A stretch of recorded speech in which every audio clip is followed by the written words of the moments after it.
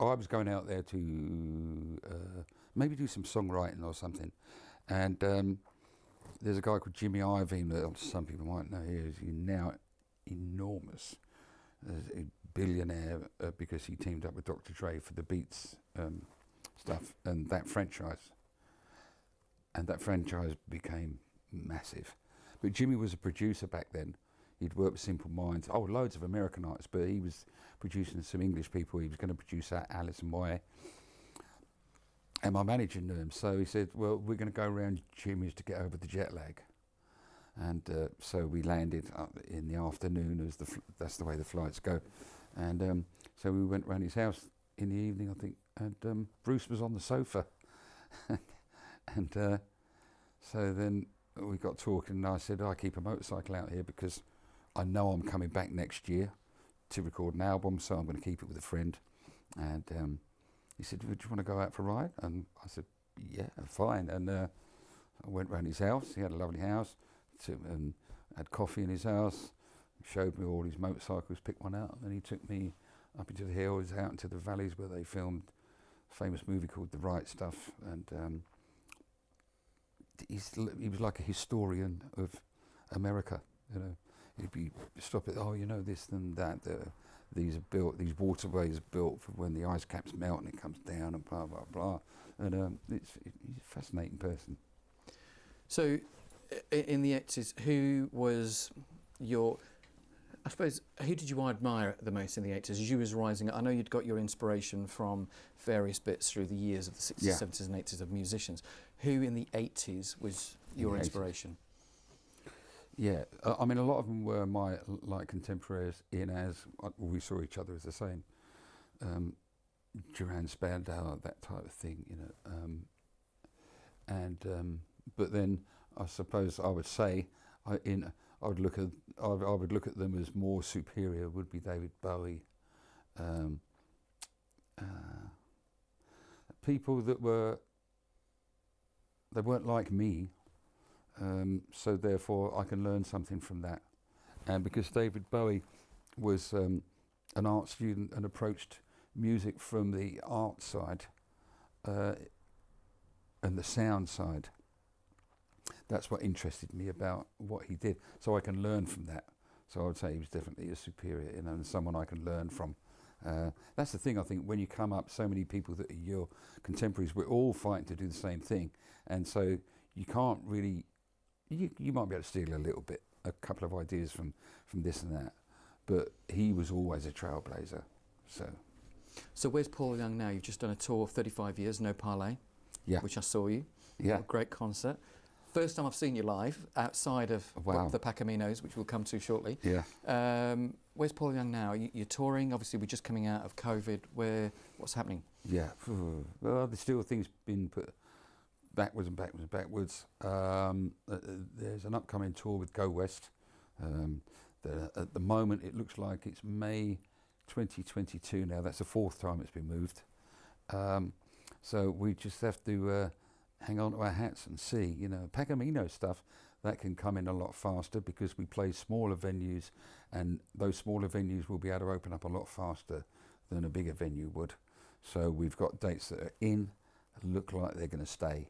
And but that's a nice way for me to pick up and get back into it again, rather than straight into theatre concerts and doing solo stuff. And the Pacaminos, for those that don't know the Pacaminos out there, this is your Tex-Mex band Yeah, that you formed when? I think we're 30th year now. Wow. Yeah, no, 29th, because we started in 1992. And that was just because, like I said, I started off playing the guitar and keyboards, things like that, and I let the instruments drop and just became a singer.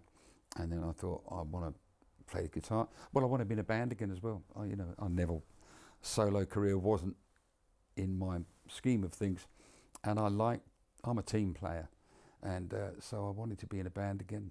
And also I didn't want to be the lead singer.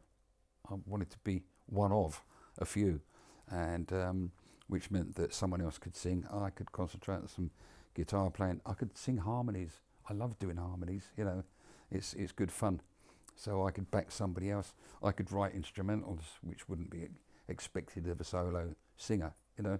So it does a lot of other things for me, and it allows me to remember why I got into the music business in the first place. And as Paul Young now, years on with all of your experience, what advice would you give to somebody entering the music industry now? Big question. It's so different. I'd say you'd have to be a lot more entrepreneurial than I am. If you look at people like Dre and Kanye and things like that, they get into this and they learn, and they're smart people. You know, Dre just didn't listen to hip hop, R&B, and all stuff like that. He listened to Nirvana. He listened to anything and everything. Mark Ronson does. Everybody, you got to listen to anything and everything that comes your way. But what they've done is they know how to they use it not as a springboard, because some of them still do the music, but they move on into other areas, and that's the way the business goes, because there's so much more to do with sponsorship and linking your fame into other things, and that's what it's all about. Back then, when I was coming through, that was the only thing you wanted to do, and that's all you needed to do. These days, you've got to learn how to spread yourself. Coming all the way around to food, how we came, how we met was through food. You wrote a cookbook, which is originally how we met. And you're a musician with a great love of food. I'm a foodie with a great love of music. So the connection works. I mean, you were on Hell's Kitchen. Yeah. Big one to go into to that alongside Marco and everything else.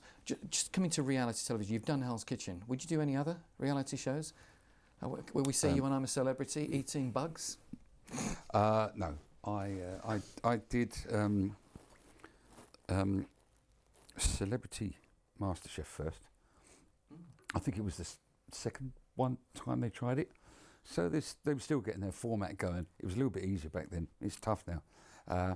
So I did that, and then I thought, okay, I'm ready for Hell's Kitchen now, because Celebrity MasterChef, you had to come in with your skills, whereas on Hell's Kitchen you learn, skills, and that was why I said yes to it. And although I knew Marco had a terrible reputation, I'd bumped into him a few times. He'd got his success. He was a bit more mellow, and I thought, I just had a feeling that he was more of a leader of a team. I think that's what he was about, and I hoped, and I was right. That's why I don't think it lasted so long with Marco, because he wanted us to succeed. Do you know, it's interesting, just coming to Marco, I worked for him for a number of years at his peak, and it was one of the most amazing experiences. Tough, but he led a team. There's an element of that, and of how you do it and what you deliver, and the demands of the standards. Yes. And that's sat with me ever since, and I think it does with that. But you've got a great love of food. You're very grounded. Despite all of your fame and all of your success, I love that. You meet a lot of celebrities that all of a sudden the ego kicks in. I'm a celebrity. I'm up here now, and that's never happened with you. Why do you think? Because, like I said, I get those people around me that would pull the rug out from under my feet if I got a bit stampy, and they'd laugh at me if I did it, So I suppose that kept me on the level. I come from a very level-headed family, very straightforward. Mum and dad, married for 35 years or something, well, more than. And it's been an absolute pleasure, as always. Cheers. Milk from a hole in the roof where the rain came through. What can you do? Tears from your little sister, cry because she doesn't have a dress without a patch for the party to go. But